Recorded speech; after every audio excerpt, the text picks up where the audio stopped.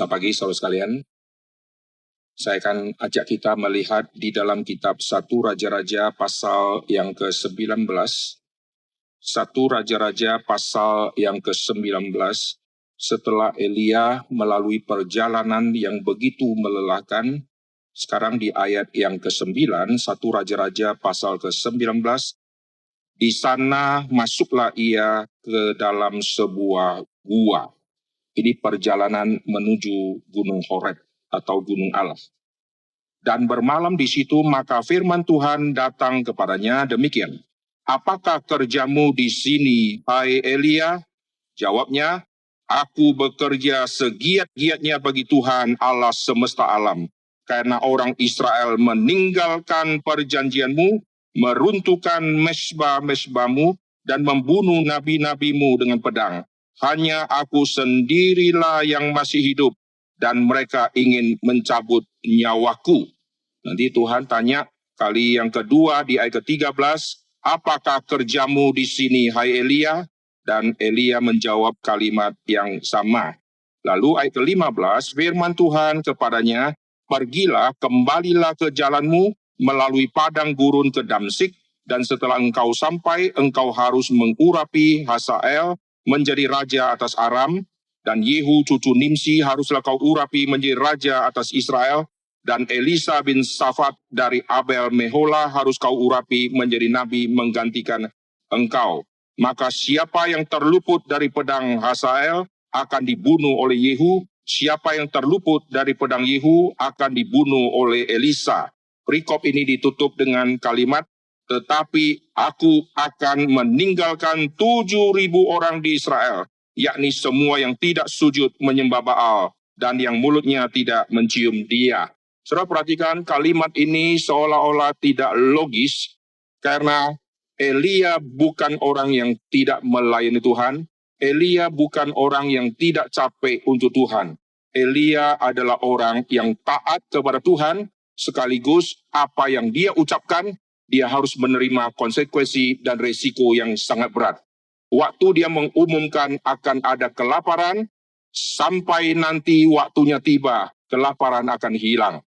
Dan dia umumkan tidak ada hujan, ini semua nubuat yang tidak mengenakkan bagi orang Israel, termasuk bagi dirinya sendiri. Dan dia mengatakan, sampai nanti aku mengatakannya, baru hujan akan turun. Saya bayangkan kalau saya jadi Elia, setelah mengalami begitu paceklik, pengen cepat-cepat ngomong, hujan cepatlah turun. Karena dia sudah mengatakan, sampai aku mengatakannya.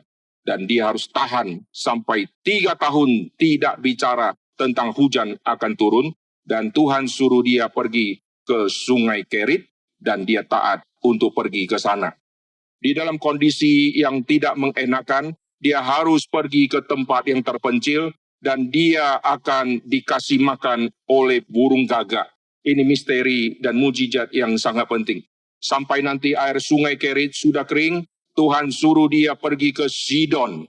Sudah makan kurang, vitamin kurang, sekarang dari seberang Sungai Yordan yang ada di timur Sungai Yordan, yaitu Sungai Kerit, dia harus berjalan menuju ke Sidon. Ini daerah yang begitu jauh. Tuhan kasih burung gagak untuk piara Elia. Lalu Tuhan kirim nanti janda untuk kasih si Elia makan. Semua ini di dalam rute yang Tuhan izinkan dan Tuhan suruh. Bukankah dia sudah bekerja baik untuk Tuhan? Dia taat mengerjakan apa yang Tuhan perintahkan. Lalu sampai dikasih makan oleh janda, lalu nanti dia kembali ke Israel. Dan dia akan menggempur nabi-nabi Baal. Semua yang dikerjakan, Tuhan urapi dan Tuhan sertai luar biasa. Sampai nanti Isabel akan mengumumkan pembunuhan kepada si Elia. Dan Elia ketakutan. Lalu Elia sekarang melarikan diri ke Beersheba. Nah, saudara perhatikan kalau dari peta, seberang Sungai Yordan, lalu pergi ke Sidon, lalu turun ke Beersheba. Beersheba adalah titik yang paling selatan di Tanah Perjanjian. Tanah Perjanjian diukur dari utara ke selatan. Kita Indonesia timur, lalu ke barat, atau Sabang sampai ke Merauke.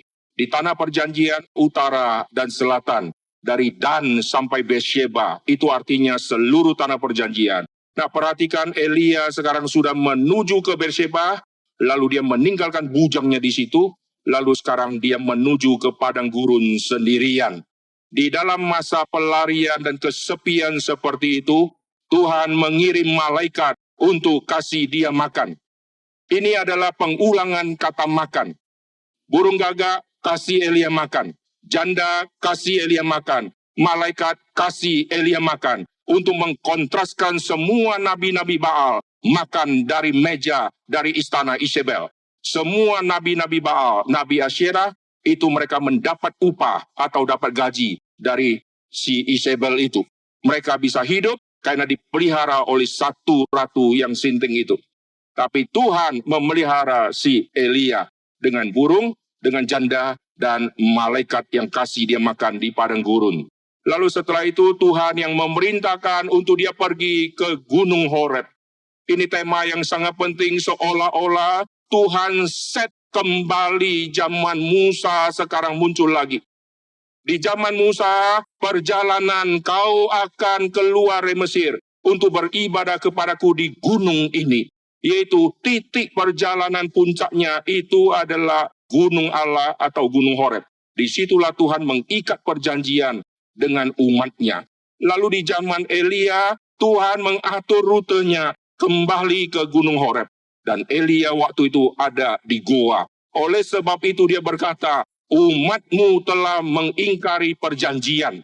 Karena dia tahu di zaman Musa, hukum Tuhan diturunkan sebagai tanda ikatan perjanjian, aku Allahmu dan kamu umatku. Sekarang seluruh Israel sudah tidak lagi mengikuti Tuhan. Dan di saat itulah dia mengungkapkan kalimat, semua nabi-nabi sudah dibunuh dan sisa aku sendiri saja. Ini kalimat yang bagi saya agak janggal. Kenapa? Saudara perhatikan di dalam seluruh kitab suci, selalu ada tokoh-tokoh iman yang muncul di luar konteks dari tokoh iman yang sedang disoroti.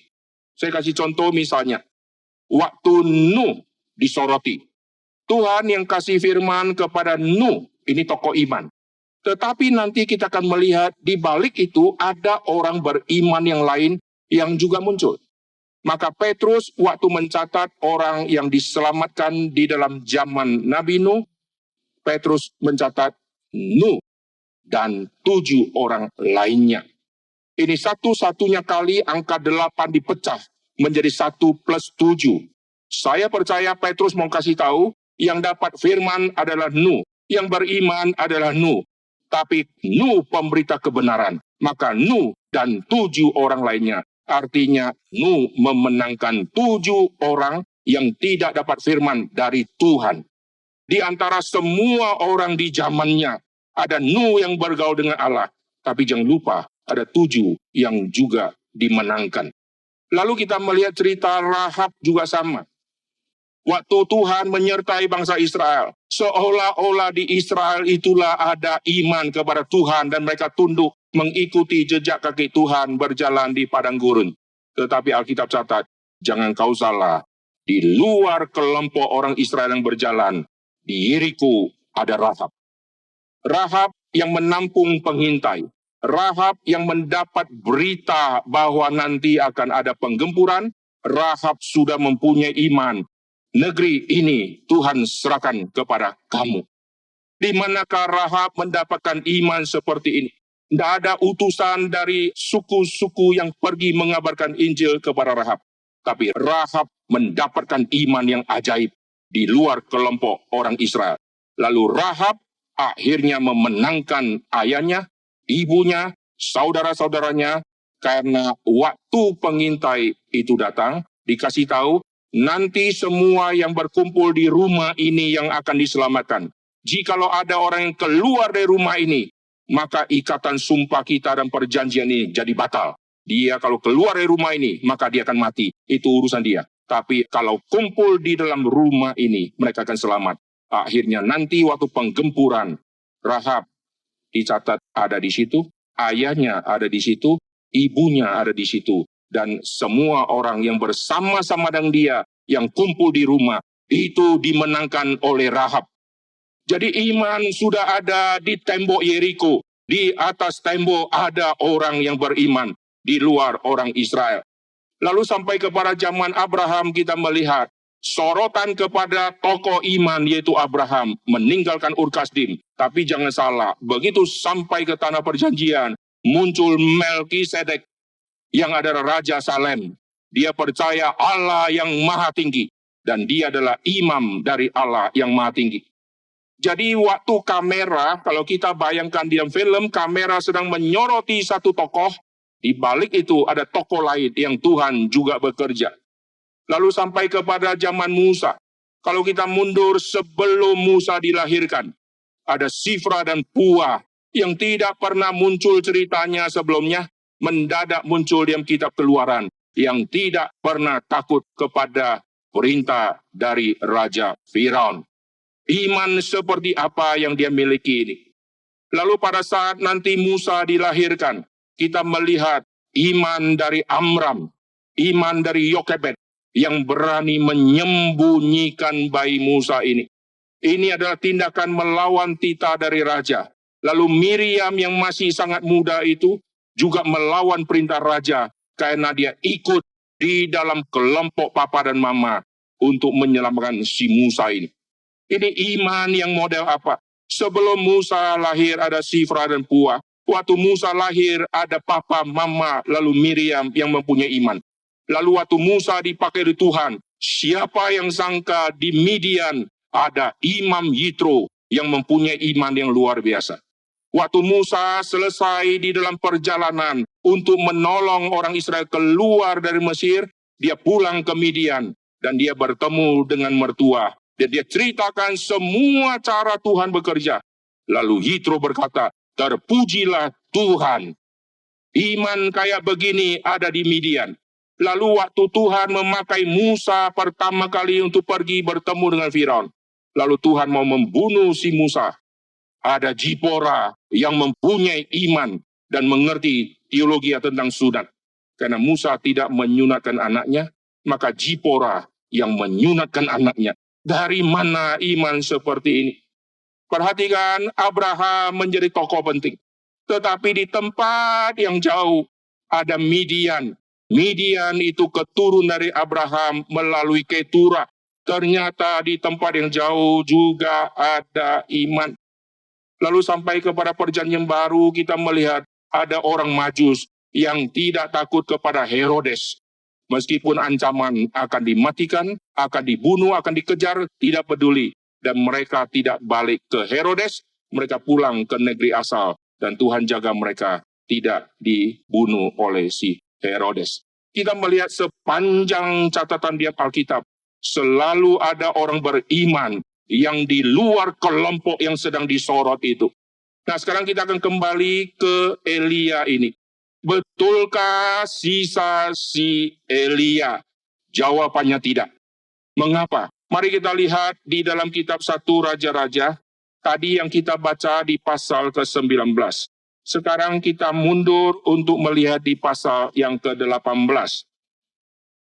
Di pasal yang ke-18, sedikit cerita tentang rute dari pasal ke-17 dari Sungai Kerit, lalu dia pergi ke Sidon, lalu dia kembali masuk untuk bertemu dengan Ahab, lalu pertempuran di Gunung Karmel. Nanti perjalanan itu dia ketemu satu orang yang namanya Obadya. Nah perhatikan pertemuan dia dengan Obadya, ini dicatat di pasal ke-18. Apa yang terjadi di pertemuan ini? Obadya adalah kepala yang sangat penting di istananya si Ahab. Pasal 18 ayat ketiga. Sebab itu Ahab telah memanggil Obadya yang menjadi kepala istana. Obadya itu seorang yang sungguh-sungguh takut akan Tuhan. Waktu Ahab, Isabel menghabisi nanti semua nabi-nabi Tuhan. Dia membunuh yang di luar.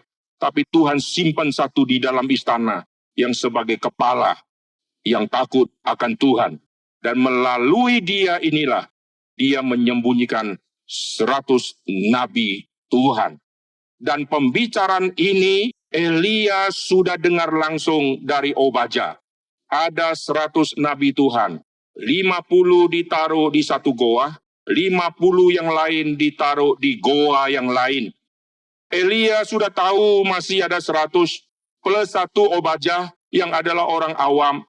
Dan Elia juga pasti tahu karena di Sidon ada janda yang tinggal di situ yang mengaku bahwa Elia adalah abdi Allah yang percaya apa yang Elia katakan. Dia di Sidon, ini kampungnya Isabel. Di Sidon, ini pusat penyembahan Baal yang sangat penting. Tapi dia tetap percaya yang Elia katakan. Jadi kita perhatikan, betulkah tidak ada nabi-nabi lain? Jawabannya tidak. Karena ada 100 yang masih disembunyikan. Jikalau 100 ini, waktu terjadi pembunuhan, sebelum disembunyikan, mereka ketakutan, lalu menyangkal iman. Mereka tidak akan ada di dalam goa-goa itu. Begitu mereka ada di goa, ini membuktikan mereka tetap setia kepada Yahweh dan tidak tunduk kepada Baal. Di manakah angka 100 ini? Mengapa Elia mengeliminasi orang-orang ini? Maka semua cerita yang tadi kita baca, Tuhan tutup dengan, aku masih menyisakan 7.000 orang yang tidak tunduk kepada Baal. Lalu 7.000 orang itu yang mana saja? Maka kita melihat nanti tersembunyi di pasal yang ke-19. Perhatikan di pasal ke-19, di ayat yang ke-15 dan ayat ke-16. Firman Tuhan kepadanya, pergilah, kembalilah ke jalanmu melalui padang gurun ke Damsik, dan setelah engkau sampai, engkau harus mengurapi Hazael. Hazael ini akan menjadi raja. Hazael ini orang biasa, dan dia mengaku dia ini hanya anjing. Masakan dia akan menjadi raja? Dan apa yang dia akan lakukan? Dia akan membunuh, akan menghancurkan semua kubu-kubu orang Israel. Tuhan memunculkan 3 orang penting ini. Hazael, Yehu, lalu si Elisa. Melalui Hazael, tidak takut kepada Ahab, tidak takut kepada Baal, tidak menyembah Baal, dan Hazael ini yang akan menghancurkan semua kubu-kubu, lalu membakar habis dari kubu-kubu orang-orang Israel. Jadi orang-orang Israel akan berhadapan dengan Hazael. Mereka yang menyembah berhala, mereka akan kena akibatnya. Lalu perhatikan orang kedua yang akan muncul nanti, yaitu yang disebut Yehu. Kau harus urapi dia menjadi raja. Elia tidak melakukan pengurapan kepada Yehu. Nanti Yehu diurapi di dalam zaman si Elisa. Elisa memanggil seorang dari kelompok nabi. Nah perhatikan, di zaman Elisa ada kelompok nabi-nabi. Berarti masih ada nabi-nabi. Belum selesai, masih ada. Dan di antara semua nabi, muncul satu nabi yang disebut nabi yang muda. Nabi yang muda, pengalaman kurang, pasti penakut. Tetapi nabi inilah yang nanti akan mengatakan kepada Yehu, kamu akan jadi raja. Dan nabi inilah yang menubuatkan kehancuran dari seluruh dinasti dari Ahab dan kematian dari Isabel yang akan dimakan oleh anjing. Hazael berhubungan dengan bangsa Israel yang sudah tidak taat kepada Tuhan. Yehu berhubungan dengan Ahab dan Isabel.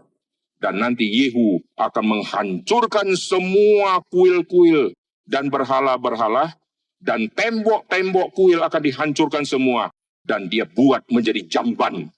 Ini penghinaan yang luar biasa. Tempat yang begitu sakral dibuat menjadi jamban.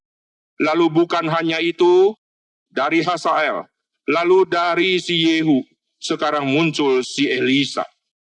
Elisa akan melakukan satu perkara yang luar biasa dengan keberanian double daripada si Elia. Jadi apa yang Tuhan mau nyatakan? Elia, kau memang sudah giat ya, kau memang sudah rajin ya, kamera menyoroti perjalananmu ya, tapi kau jangan lupa, di luar kamera yang menyoroti engkau, ada 7.000 orang yang Tuhan masih sisakan. Ini yang menjadi kekuatan di dalam pelayanan setiap kita. Perhatikan, semua stresnya si Elia, Tuhan selesaikan dengan kalimat, masih ada 7.000 orang. Lihat di pasal ke-19 kitab Raja-Raja. 1 Raja-Raja pasal ke-19 dimulai dari ayat 9, ditutup ayat ke-18. Ada 7.000 orang. Tidak ada lagi ayat berikutnya yang mencatat, Elia masih mengeluh. Lalu Tuhan masih tanya dia, apa kerjamu? Tidak. Seolah-olah selesailah semua kekhawatiran yang Elia sedang pikirkan. Maka ada babak baru, nanti Elisa dipanggil. Dan perjumpaan Elia dengan Elisa. Jadi di dalam pelayanan kita yang sudah melayani, seringkali kita menjadi minoritas karena kita selalu memandang kamera menyoroti saya. Di dalam pelayanan selalu kita merasa, aku yang sudah berjeli lelah. Selalu kita merasa, gerejaku yang paling banyak kegiatan. Tapi kita lupa, di balik kamera yang menyoroti kegiatan kita, ada 7.000 orang. Ada hamba-hamba Tuhan yang masih setia melayani. Yang sekarang mungkin di gunung-gunung, mungkin di lembah-lembah, yang tidak dikenal oleh siapapun. Bahkan namanya tidak masuk di dalam kalangan orang-orang terkenal. Tetapi mereka setia luar biasa. Ini yang menjadi penghiburan di dalam pelayanan setiap kita. Jikalau kita keluarkan diri dari angka 7.000, kita orang minoritas, kita pasti stres. Tapi kalau kita masukkan ke dalam kelompok 7.000, Nabi Baal itu kecil. Nabi Baal hanya 450. Nabi Asyera hanya 400. Semua di total hanya 850. Kita yang satu gabung ke 7.000, maka kita lebih banyak dari semua nabi-nabi. Amin. Kesulitan kita di pelayanan, yaitu kita melayani seorang diri di dalam gerakan kita. Kita lupa ada 7.000 orang yang Tuhan taruh, yang Tuhan sisakan, yang Tuhan taruh di denominasi-denominasi untuk menjadi orang kunci di situ. Saya waktu keliling-keliling, saya banyak menemukan orang-orang kayak begini. Dan itu yang membuat saya sukacita luar biasa. Setiap kali menemukan mereka, Tuhan, terima kasih ada orang yang luar biasa Engkau taruh di gereja ini. Saya waktu ke Sumba di pelosok, bertemu sama seorang wanita. Lalu wanita ini sedang ada peralihan kepemimpinan, karena dia akan dirotasi. Lalu saya dibawa ikut kebaktian dia di gunung yang sangat jauh. Naik sepeda motor sama satu bapak guru. Dan bapak guru ini sudah meninggal dunia karena kena sakit mah yang kronis. Begitu sudah sampai ke gunung, masuk ke gerejanya, orang kampung gunung-gunung sudah kumpul semua. Lalu saya perhatikan dari nyanyian, dari kesaksian, lalu dari khotbah. Sudah mau tahu? Gembala di situ adalah seorang wanita. Dan gembala itu melayani 10 gereja. Dan 10 gereja itu ada di gunung-gunung yang berbeda-beda. Saudara bayangkan di NTT, di Sumba, di daerah Sumba Timur, kalau sudah bicara gunung. Ini bukan gunung yang kita lihat gampang tuju. Ini jauhnya minta ampun. Dan dia seorang gadis yang naik sepeda motor, pergi ke 10 gunung menggembalakan. Saat saya mendengarkan kesaksian-kesaksian yang seperti itu, saya bersyukur Tuhan, wanita ini mengerjakan apa yang orang reform tidak bisa kerjakan. Siapa hamba Tuhan reform yang bisa ditaruh di situ? Lalu melayani 10 gunung, kasih tahu saya. 1 gunung saja kita langsung minta pulang. Dan saya menemukan lagi ada satu wanita, naik sepeda motor dibonceng suaminya. Waktu saya tanya dia, ibu pelayanan apa? Saya menggembalakan 5 gereja yang jauhnya luar biasa. Wah, saya tersentuhnya luar biasa. Baru-baru ini saya ke Bengkulu, saya pergi sampai ke titik perbatasan dengan Padang. Dan di daerah situ tidak ada orang Cina yang boleh buka toko. Dan saya ada di situ, saya jalan-jalan ke kota, cuma saya satu Cina, saudara. Dan waktu itu saya bertemu sama satu guru, dan waktu bicara sama seorang guru itu, aduh saya bersyukur Tuhan di sini ada 7.000 orang itu ada satu di sini. Ibu ini berkata, Pak, di sini tidak ada guru agama Kristen. Saya adalah guru yang pelajaran lain, tapi saya mencalonkan diri menjadi guru agama Kristen. Dan saya ngajar, kumpulkan 15 sekolah, dan saya kasih bimbingan rohani ke mereka. Tuhan, inilah orang, kamera tidak sorot mereka, tapi mereka ada. Maka waktu ketemu sama orang kayak begini, Tuhan, ini rekan sekerjaku, amin. Dia tidak peduli ada di gereja aliran mana, tapi yang kayak begini, di daerah yang begitu sulit, dia begitu setia. Saya tidur di satu rumah pendeta, lalu pendeta itu cerita, saya merintis satu persekutuan wilayah, masuk ke perbatasan ke Padang, dan saya diancam, dikerumunin oleh orang-orang non-Kristen, diancam harus bubar. Semua perkumpulan orang Kristen, kalau lebih dari 5 orang, langsung dikepung. Dan dia bilang, sekarang saya tetap jalankan, setiap bulan saya balik ke situ. Nanti harap waktu saya pimpin tim ke Bengkulu, saya mengunjungi perbatasan itu, saya mau bertemu dengan orang-orang yang di persekutuan wilayah, yang diancam seperti itu. Dan pendeta itu ada di situ, melayani. Dalam hati saya, Tuhan, ini salah satu dari 7.000 orang yang sudah diancam tetap buat persekutuan wilayah. Amin. Jikalau kita melayani hanya melihat gerakan kita terpisah dari 7.000, kita jadi minoritas. Tapi kalau kita gabung menjadi anggota 7.000, kita melayani dengan kekuatan massa yang begitu besar. Saya harap di dalam pelayanan kita, selalu kita terbuka untuk melihat masih ada 7.000. Masih ada mereka, masih ada. Sampai kepada zaman Paulus. Paulus di dalam misi, akhirnya muncullah semua orang-orang kunci. Itulah orang-orang yang tidak takut kepada kerajaan Romawi, dan itulah orang-orang yang tidak sujud kepada ilah-ilah Yunani. Dan mereka mengaku bahwa Tuhan yang dikabarkan oleh Paulus, itulah Kristus, Mesias yang sejati. Dan akhirnya muncul di dalam tulisan-tulisan Paulus, mereka adalah orang-orang yang Paulus sebut namanya. Dan semua yang Paulus sebut namanya, itu saya percaya masuk di anggota 7.000 orang yang tidak takut Romawi, yang tidak takut semacam ancaman bagi mereka. Tapi mereka setia melayani Tuhan bersama dengan Paulus. Maka Paulus sebut ada yang mereka rekan sekerja bersama dengan Paulus. Ini sukacita di dalam pelayanan. Sukacita dan pelayanan, kita melihat buah-buah yang dihasilkan. Sukacita dan pelayanan, kita menemukan 7.000 orang itu. Maka di dalam pelayanan saya terus bergumul, Tuhan, jikalau KKR regional ke sekolah-sekolah sudah dikerjakan. Anak-anak sekolah, anak-anak itu ada yang anak pejabat, sudah dikerjakan. Tetapi papa dan mamanya, mereka datang ke kebaktian minggu.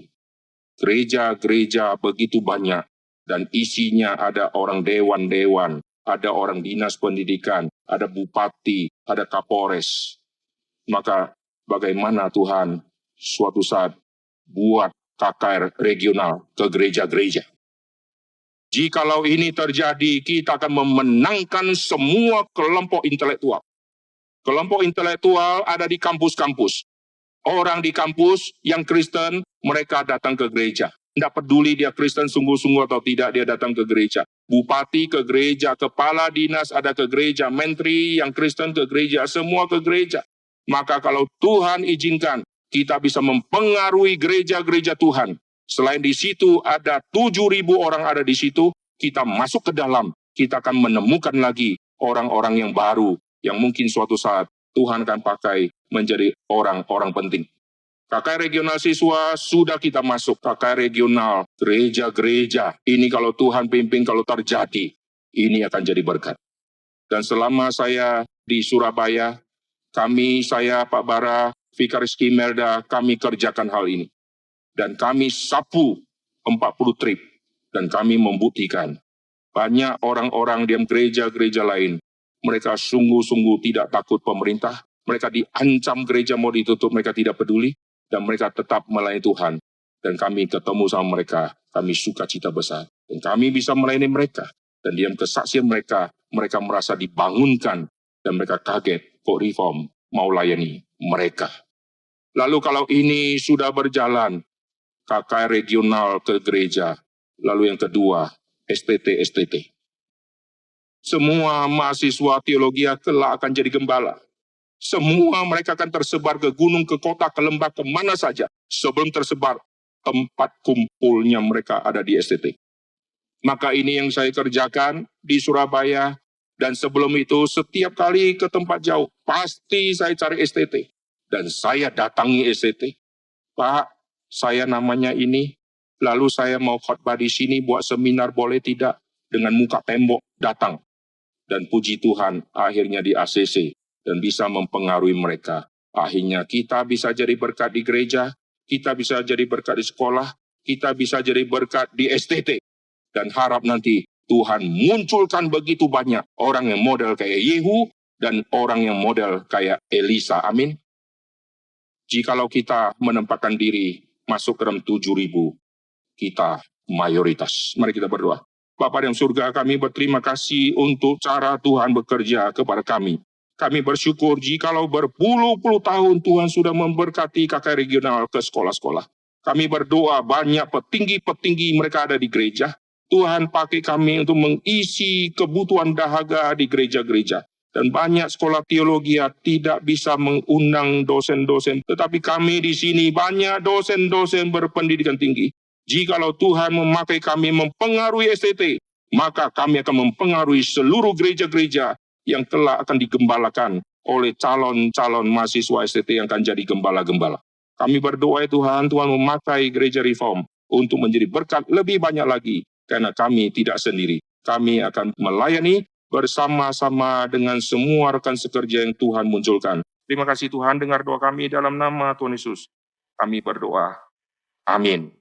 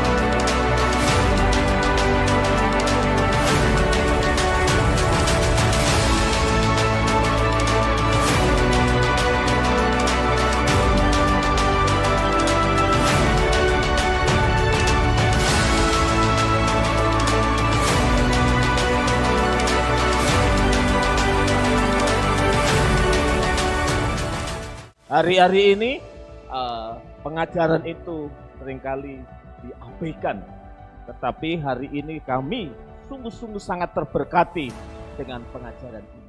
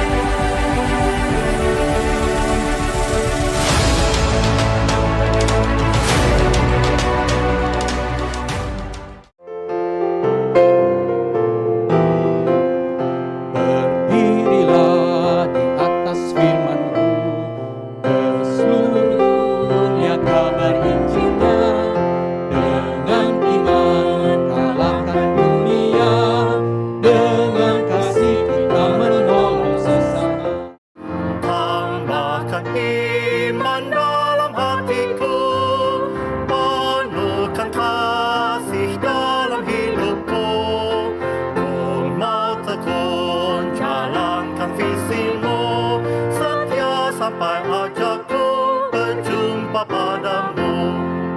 Berdirilah di atas firman-Mu, ke seluruh dunia kabar Injilnya